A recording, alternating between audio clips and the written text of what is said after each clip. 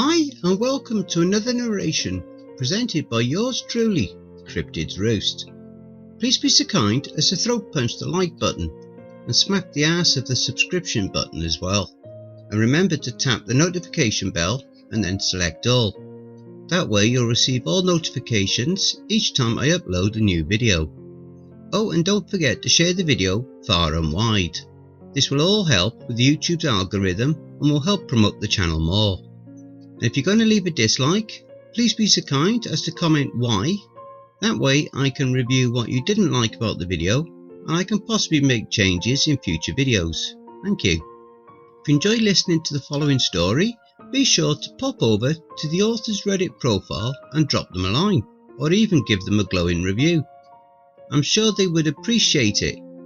The link to their Reddit profile will be below in the description. So grab your coffee, sit back and enjoy the show. And don't forget, where fear is, happiness is not.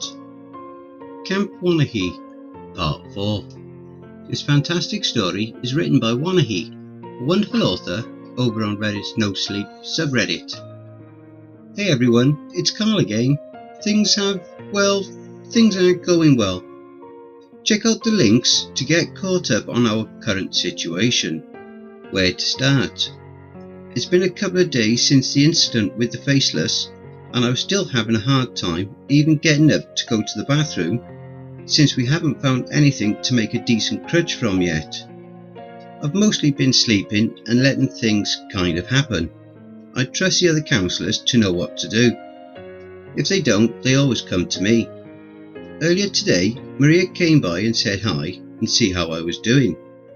Her anger tapered off really quick after threatening me with a switchblade. We sat and chatted for a while, but I could tell that she was stressed. I asked her what was on her mind. "We've been finding more doors in the woods," Maria said quietly as she looked out the window. "We've been finding a lot of doors." I thought back to my run through the forest. All of the doors I had sprinted past. How many is a lot? Don't know. We haven't exactly been going deep in the forest since the faceless is out during the day now. We can't risk having any of us separated from the rest of the camp. We have counsellors that stay at the more distant edges of the woods in the clearing to listen for her though. They've been the ones who've reported seeing more doors. I took a walk around the perimeter about 50 yards inside the tree line. Last I saw there were maybe 30 or so doors. "Are you sure that's right?" I asked, hoping that it was just a rumour. "Saw them myself, Carl." I cursed under my breath. "That's 10 times the number we find in a month." "That's just around the camp?" Maria nodded. "Yeah, I know. It's not good. It's gonna get ugly here, I think. I'm glad you've been doing all you have, keeping everyone around the camp and having lookouts. That was smart thinking. If you could, set up a rotating schedule to have 2 counsellors watch over the camp at night from on top of the mess hall. I want to know if anyone sees anything weird happening at night."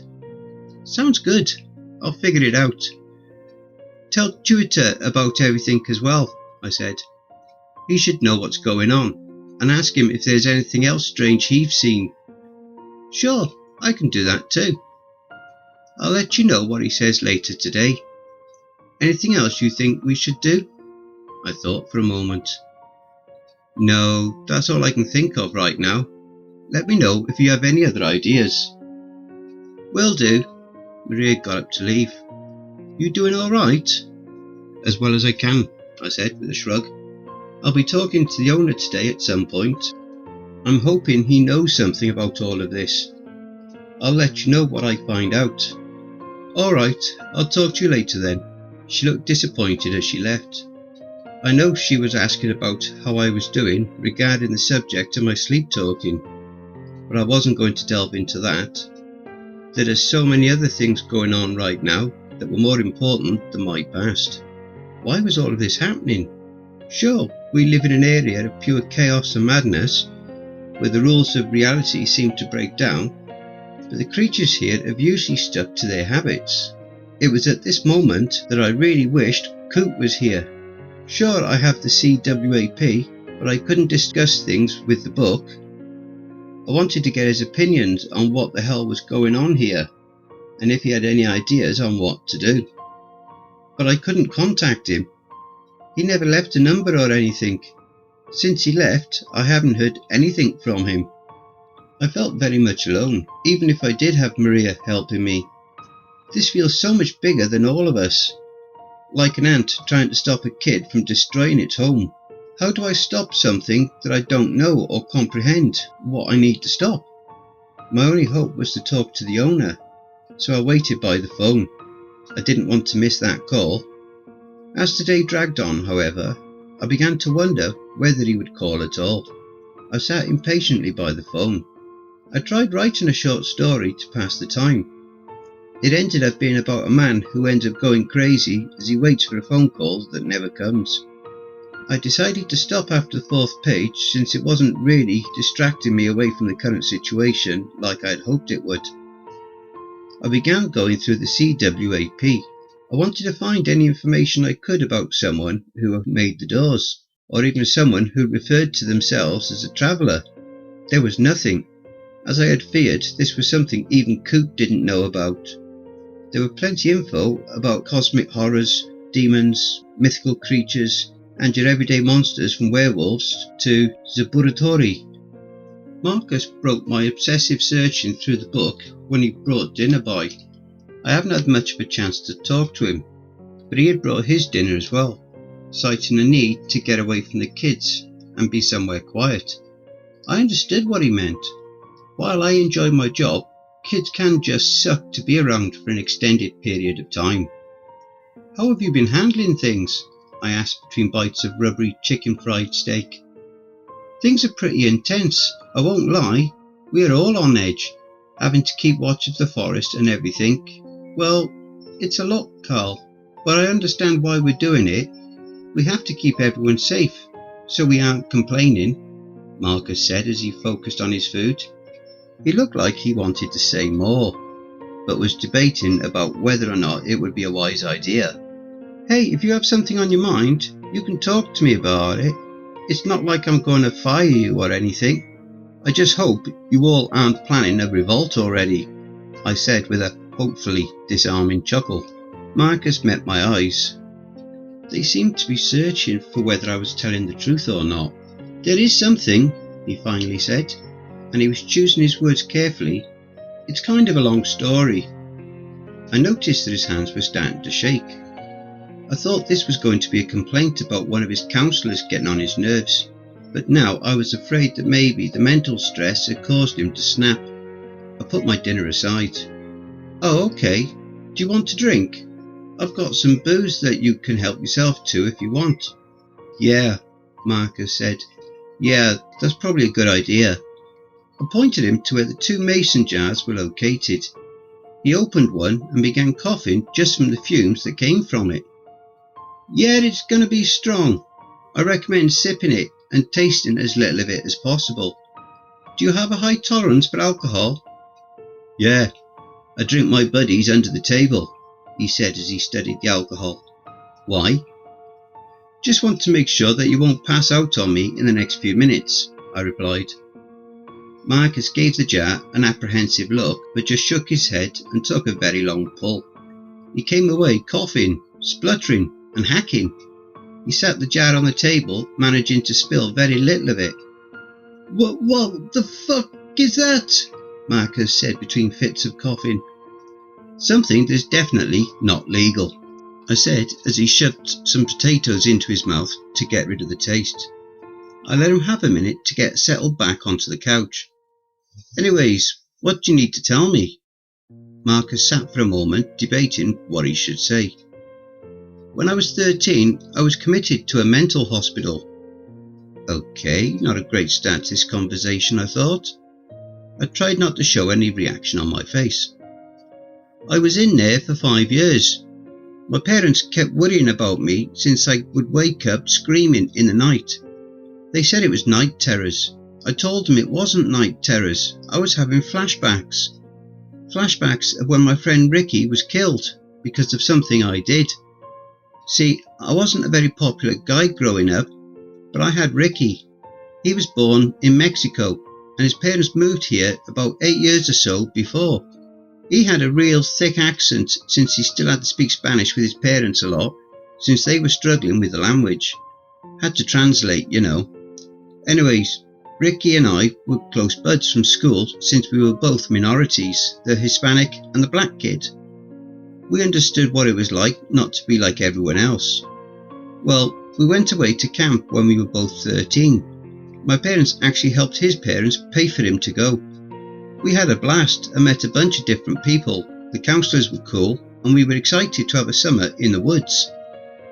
I met a few guys who I got along with real well, and I thought they were really cool since they were the older kids. They accepted me, but they didn't like Ricky. I asked if I could invite him to sneak out with us to go to the lake nearby, and they said sure. I was excited and told Ricky about it. He was hesitant, asking if I would stop hanging out with them. I remember begging him, "Come on man, just give them a chance. Once they get to know you, they will totally accept you." He wasn't fully convinced, but he agreed. It was around midnight when we all snuck out. The counsellors were out cold in our cabin, so it was really easy for us. We met up with the other guys at the head of the trail leading to the lake. As we walked, they began asking Ricky questions, racist ones. He just laughed it off, acted like it didn't bother him at first. Looking back now though, I know they did. I went along with the guys as well. Ricky was laughing, so he must have been okay with it, right? Marcus chuckled. But there was a bitter edge to it. Kids can be absolutely cruel. We like to think they're innocent, that we are innocent at that time, but we can be the cruelest during those years. We kept ribbing him, making fun of how hard it was to understand him due to his accent and other things. I just wanted to belong, you know. I finally felt accepted, and I wanted Ricky to be accepted too. Then one of the kids said something really off colour. Ricky told them that they needed to stop, but they called him a pussy for not being able to take a joke. They just kept going. Ricky looked to me and asked if we could leave. The guys told me to leave him and come with them to the lake. I told Ricky to go back to the cabin. He told me I was a horrible friend and that he hated me. I don't blame him for doing so. I was an awful friend. His voice broke on the last word. There was a long pause, and Marcus looked to be trying to get his emotions under control. "If it's too hard, Marcus, you don't have to tell me about it. I get it." Marcus shook his head and took a deep breath. "No, I need to tell you about this. It's just been a while since I thought about everything that led up to his death. It hurts, you know." I just nodded and waited for him to continue. Anyways, he began running back up the trail. We were at the lake by that point, so it was a decent distance back. At least 20 minutes if you were walking. I started to feel really guilty as the guys began screwing around and trying to get some of the boats out to the water. They kept telling me to quit worrying about him. Told me he wasn't cool like I was and how they accepted me. I realised I didn't want to be accepted by them. I told them that they could fuck off, and I began running back up the trail to catch up to Ricky and apologise. I was maybe halfway up the trail when I heard a scream in the woods. I knew it was Ricky. I just knew it was. I took off into the woods to find him. I didn't know why he was in the woods. He should have just stayed on the path. He always got lost so easily. I had to find him before he got hurt or really got lost from wandering off. He was my friend, even if he didn't want to be mine anymore. I ran as fast as I could and I heard him scream again. I made my way that direction and saw... He took a deep breath. I saw Ricky's body in this little clearing. It was just big enough to let in moonlight so I could see him and this thing. It wasn't very large, maybe 4 feet long. It was about a foot off the ground. It had pale pink skin that covered a boy that had wrinkled bulges of fat or maybe muscle on its limbs. All 6 of its limbs ended with 3 bony looking clawed fingers. It had these small black eyes too. Long limp strands of hair fell off its fleshy skull. It was so focused on Ricky as it ate him. There were these absolutely horrific noises as it did so, not just from the sound of it eating, but from how much it was enjoying it. It made these wet cackling sounds as it buried its face further into Ricky's torso. I have no idea what had happened, and I couldn't move. I just sat there with absolute horror as I watched this thing eat my friend. I vomited as it pulled out some of Ricky's organs, and it noticed me. It gave another one of those horrible chuckles and began moving towards me. I couldn't move. I couldn't scream. I was so damn scared. Then there was this real loud bang. It was so loud and so sudden that I thought I had been shot. I screamed and fell to the ground. I looked at the thing and saw that it now had a gaping hole running through its body. It flailed and chuckled and tried to run, but there was another shot. It stopped moving after that. Then I saw a man come into the clearing. He cursed as he saw Ricky. I could see in the moonlight that he was the old man.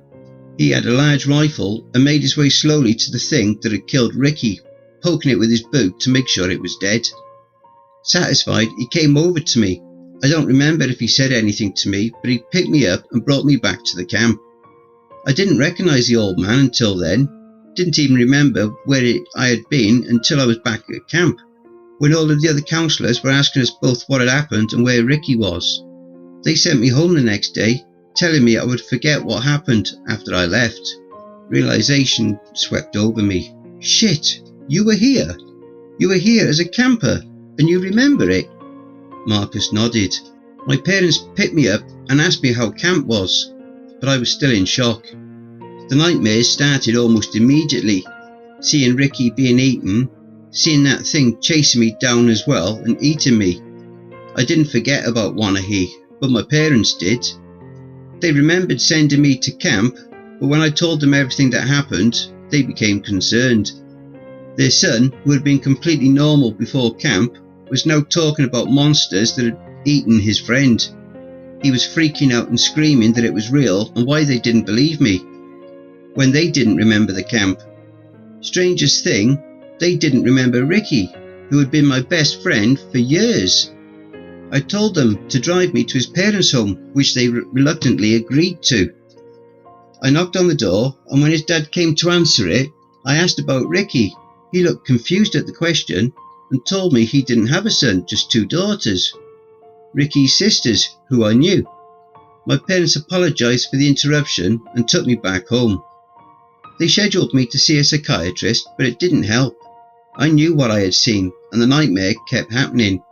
I got angrier because no one believed me. They thought I was crazy, and I think I eventually did become a little crazy, whether it was from them saying it never happened, my guilt over being the reason Ricky got killed since he came with us and crossed paths with that thing, or a mixture of the two, I don't know. But I was in a hospital for 5 years. Aside from my story and now obvious PTSD, there wasn't anything really wrong with me. I didn't have some sort of schizophrenia or psychosis. Eventually, I decided to go along with what the doctors said.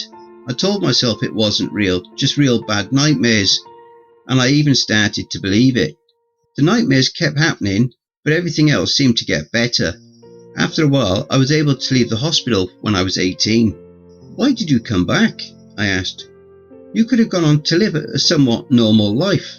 Just lie to yourself about Wanahee. I'm sure a lot of people do. I tried, Carl, I really tried. Tried to live a normal life, but the nightmares never left.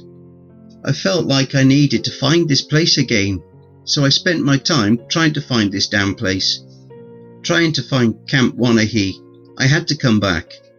I had to see that it was real, make sure it wasn't all in my head. It was the only thing that mattered to me. It took me 3 years to do it. I hitchhiked all the way to town, then hiked my way up here. I never applied for a job actually. Marcus smiled at me apologetically. That's the best thing about somewhere that is so weird. Someone's lost application is nothing to worry about compared to something like the Faceless. And who would complain about having some more help somewhere like this? I knew you wouldn't look into it. I whistled. That's pretty damn smart, Marcus. I'll give you that. He smiled. Yeah, not too bad, huh? Marcus sighed. And it's all real. I don't know why I didn't forget, but I couldn't. Meds didn't help. Therapy didn't make me believe it was fake. I couldn't completely convince myself it was fake either. And it's all real. Ricky was real. That thing Coot killed was real. What I did really happened. Ricky really did die because of me. It wasn't a delusion. It wasn't a nightmare. It was real. And that is so much worse.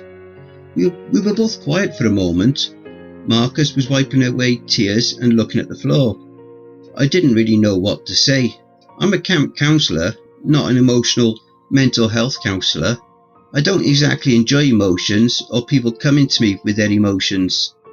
This was some heavy stuff. What the hell do you say in times like this? I searched desperately and the best I could come up with was, "That's a lot, Marcus." "Huh, yeah," he nodded with a smile. "Yeah, it is. I'm sorry to drop it all on you, but I want you to know that someone else here knows about this place and hasn't forgotten it. I know what being in this place is like, so maybe I can help out more. I mean, I will be more than happy to have someone who has more experience around here than none at all. This explains why you accepted everything about this place so much more readily than everyone else. That's one thing I don't get. Why do you remember this place? Why can't both of us remember it? Why did Coot remember it? Or Tuita?" I asked. Marcus shrugged. "Dunno. Maybe it has to do with people experiencing traumatic events or something. Didn't Coot see one of the camp counsellors killed by the Faceless?" "Yeah, but none of the other counsellors ever remembered once they left at the end of the camp," I said with a sigh. "And there is traumatic stuff that happens here constantly, but people rarely ever remember. I guess we can look into it more though. Thanks for telling me about this." "Sure," Marcus said as he stood up. "Thanks for letting me talk to you about all that. It's good to let it out and have it accepted by someone else. Oh, and sorry for lying to you about everything before now." "Out of everything you could lie about," I said, "I completely understand why you would lie about this." "Well, I'm glad. I should go help with cleaning up dinner. I'll see you around, Carl." I spent the next hour or so thinking about what Marcus had told me and writing down everything I could remember about his experience so I could look over it later. There was something going on. Why did some people remember? I became consumed by my thoughts so much that when the phone rang, it scared me out of my skin. When my heart finally stopped racing, I grabbed the phone and managed to present a very calm attitude, which was immediately ruined by my voice crackling as I said, "Hey, yeah? Hey, Carl, it's Jeremy Donaldson. How are things going?" came a man's voice, so smooth and disarming it would put the best used car salesman to shame. This was, without a doubt, and despite the changed name, the owner. "Oh, they're going," I said. "Ha! Good to hear." There was an abrupt and very loud series of bangs, sounding distinctively like gunshots on the other end of the line. "Sorry about that, just taking care of some business around the old castle, making improvements and such." I could hear screaming, followed by a couple of other bangs. "Are you telling me those bangs from people doing repairs on your house?" "Of course, Carl. What else would it have been?" There was a veiled threat in his tone that seemed to say, "Don't start asking questions because I know where you live," but in a nice way. Imagine a mafia boss dad saying that to their kid they adore. "I'm glad you're doing improvements, idle hands and all that." I cleared my throat. "So, Mr. Donaldson, we've had a bit of a situation here the last few days." His voice went from nonchalant to intense. "Really? What kind of situation? Have the police been there? Seen those people in suits again? Has anyone been around asking questions?" No, nothing like that," as I looked over the warning from Enola's great aunt. "There have been more doors appearing in the woods recently, and Enola came by with her great aunt, who proceeded to give me a real strange warning from their ancestors who possessed her." Jeremy's voice returned to its normal uncaring nature at this news. "Oh, that kind of situation. Hold on, Carl." There was a ruffling of cloth as he moved the phone from his mouth to speak with someone else. but I could clearly hear him say something that sounded like, "Don't care about the blood, just get rid of the bodies and grab that signed Firefly poster from their den. I want that in my office." Yona put the phone back to his mouth a few moments later and started our conversation back up. "Sorry about that, Carl. Someone didn't know where to put the chaise lounge. You just can't get good help these days. Anyway, what were we talking about?" "The warnings from Enola's ancestors," I answered. "Oh, right. What was the warning?" I read what Enola had written down for me. "This happened a few days after one of the other counsellors and I found a door in the woods that had been opened by some random guy in the woods. I think something got out, since there was a blood trail from where we found the door leading into the woods. Since then, we've been finding more and more doors. Also, we saw the Faceless during the day yesterday." Yona didn't say anything for a long time.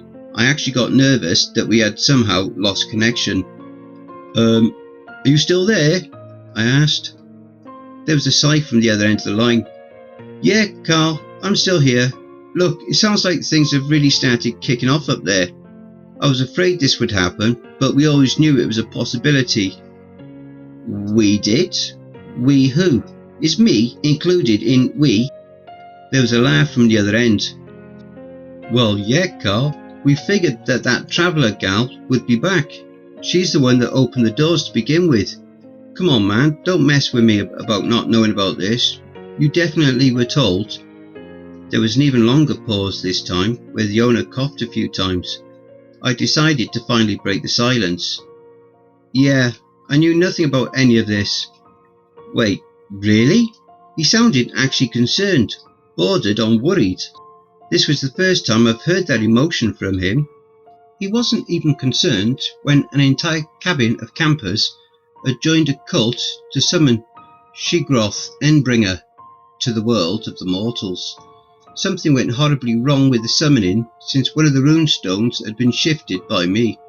In my defence, I only thought that it would keep them from succeeding, not suck them into some horrible dimension beyond sanity and time, but you live and learn. "Yeah, Ku didn't tell me anything about this. There's nothing in the CWAP either. So, I'm kinda concerned," I said as I tried to keep my leg from bouncing more than usual from my quickly increasing anxiety. Oh no. "Oh well, this is all my bad," he laughed. "I'm so sorry, Carl. I must have just spaced this whole thing when you were hired. There's always a lot going on in my life. Gotta deal with the family, my other family, running a few businesses, breeding exotic animals, dealing with the cartels. It's all just chaos out in my world, my friend. Let me tell you that the yachts and mansions are not the answers to life. Being up in the great outdoors, now that's all the good stuff. I envy you, Carl. I really do sometimes. Not right now, mind you, but sometimes." "Wait, you deal with all of that stuff regularly?" I asked, and began writing down all of that in the CWP under the heading of the owner. There was a disingenuous laugh from him. "Of course not. I was just, exaggerating. Hyperbole and all that." "Oh, right. Of course." I finished the entry with a bad liar whimper on the spot, before returning to the more pressing topic. "So, who is this travelling woman, and what does she have to do with the doors in the woods and the end of the world?" "Alright, I'm going to have to give you a quick version. There have been legends all over the world that there was some woman who had discovered the secret to trans-dimensional travel when humanity was still just a bunch of idiots trying to survive. Apparently she travelled all over the damn place using these doors. These legends range from thousands upon thousands of years ago to around 100 years ago. I guess she also discovered the secrets to never dying somewhere out there, since she could definitely be dead. Anyway, at some point in her travels, she pissed off a demon named... I can't transcribe it, he made an awful screeching sound that made my ear ring. But she's also known as Malixodrak, the mother of demons. Don't know what she did, but we do know that she sealed off all entry to the demon bitch's realm, plane or whatever. She then made sure that all of the other doors that could be opened to our realm of existence would open up near where Camp Wanahee now stands, so she could keep an eye on things more easily. This was a lot to process. I asked the owner to hang on for a second. I put the phone down and grabbed the moonshine, which I took a big gulp right from the bottle. This produced a coughing and gagging fit. After I finally got control of myself, I returned to the phone. Okay, I'm back. So let me just make sure I got all of this right. We have some unknown, ageless woman who could travel to different realms or planes of existence with doors. There are legends all around the world about her, and she pissed off Melixodrak. Melixodrak, the owner cut in. Melixodrak, I sighed. Yeah, you got it that time. Okay, so she pissed off Melixodrak by sealing off her realm, then rerouted all of the portals or doorways to open up here in the woods around Camp Wanahee. Does that sound right? Yeah man, you got it down, the owner said with a chuckle. Okay, but why are there suddenly so many doors? This has never been an issue. We used to get only a couple in a month. According to my counsellors, the woods are lousy with them now. Well, it sounds like that when one door was opened, it broke the seal. Now Melixodrak is planning on invading this world with all of the demons she is the mother of, he said with a surprising nonchalance. I could be wrong, but the logic does seem to follow. Okay, well how do we contact this travelling woman? Where is she? Is she in the forest? I asked in desperation. This is way above my pay grade, sir. Oh, it absolutely is. I would know since I'm the one who pays you, he laughed to himself. You should definitely find her. Agreed. So where is she? No idea, I told you. The latest supposed sighting of her was around 100 years ago. No one has seen her since. You gotta be kidding me. Wish I was, Carl, I really do. I would tell you that there is supposedly a shrine or some shit there in the forest dedicated to her. Maybe go find that and you'll be able to find out where she... There was some yelling that cut him off, and I thought I heard sirens. Ah, shit. Okay, looks like I need to run. Good luck, Carl. No, wait, please don't. I heard the phone hit the ground, followed by his shoe. Yelling and sirens were replaced with nothing, followed by a dial tone. Destroy your phone. I looked at the handset for a long moment, then hung it up with a sigh. Maria came by a little while later while I was typing all of this up. Hey, I got all that stuff figured out. The watches on top of the mess hall and all that. She sat on the couch. Jupiter said things had been mostly quiet around his neck of the woods, but he did come across a couple of doorways down there as well, as he made his way in our direction. Since the roads are still blocked, they haven't had more people coming into the forest, which is really convenient. Did you talk to the owner? Yeah, I talked to him. Was it any help? Maria asked hopefully. Well, I suppose it was. Turns out all of these doors are the result of a big invasion from a realm of demons. Oh, that's all it is? She asked, throwing up her hands and lying down on the couch now to stare at the ceiling. I figured it was going to be something super ridiculous. We can totally handle an end-of-the-world demon invasion, no problem. Yep, so we need to go out looking for whatever the lady is that made all of these doors in the first place. She would be the only one who could help. Apparently there is a shrine or something in the forest here, but I don't know where it could be. I looked out the window, watching some of the campers going back to their cabins. I'm going to talk to the locals about it. I'm planning to set off tomorrow. I would say that you should stay behind, but I know you won't, so you can come along. I'm too tired to argue, and I will need your help. We'll bring Marcus too. Maria sat up and looked at me. Why Marcus? He was here as a camper. He remembered this place and came back here. You could ask him about the other details if you want. Regardless, I feel like he would be better to take with us than anyone else, since I'm sure he will keep his head when things get bad. Make sure you're both ready in the morning, and find me a new crutch. We've had a crutch for a few days, an actual crutch this time, thanks to Twitter.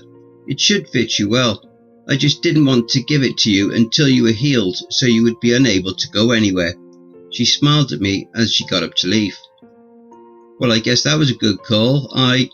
They were shouting from outside. I looked out the window and saw a bunch of counsellors running around yelling to each other. Maria burst out the door before I could say anything. I got out of my bed and hopped my way over to the door she'd left open. I began hopping down the steps to the ground when Maria came running around the corner. "Bad news?" I asked. "3 of the campers are missing," she said, panting. "Get Marcus, we are leaving tonight. The rest of the counsellors will stay here. Tell them that everyone needs to remain in the mess hall at all times. It's large enough and it is more defensible. I'll tell Twitter about what's going on. Have him come up here if he's able to as well. You will know what to do to protect this place," I said as I hopped my way back up and got inside. "I don't know when we will be back, so pack food as well." I just wanted to finish writing this before we head out.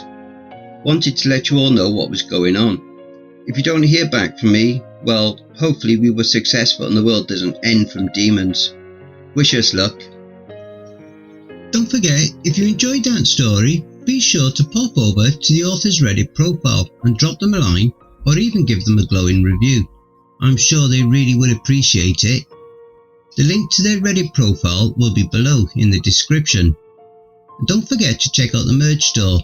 The link will be in the description and also in the video thumbnail. And if you'd like an honourable mention, send in a snapshot of yourself with your purchase and I'll feature it in one of the videos. Have you written a creepypasta story you would like me to narrate? Have you had any cryptid sightings, paranormal or supernatural encounters, or even had a creepy or terrifying situation you would like to share? Well, I now have my very own subreddit community where you can submit your stories. The link for that is also in the thumbnail as well as below in the description. You can submit your stories there, or you can send them to cryptidsroost@gmail.com. If you wish to remain anonymous, that's fine with me. Now I also have a Facebook group, Twitter, Reddit and Discord. And if you'd like to support the channel and help make it grow, my PayPal is paypal.me/cryptidsroost. If you wish to remain anonymous, that's fine with me. Now I also have a Facebook group, Twitter, Reddit and Discord. And if you would like to support the channel and help make it grow, my PayPal is paypal.me/cryptidsroost, and any and all donations would be gratefully received. Again, that will also be below. And don't forget, where fear is, happiness is not.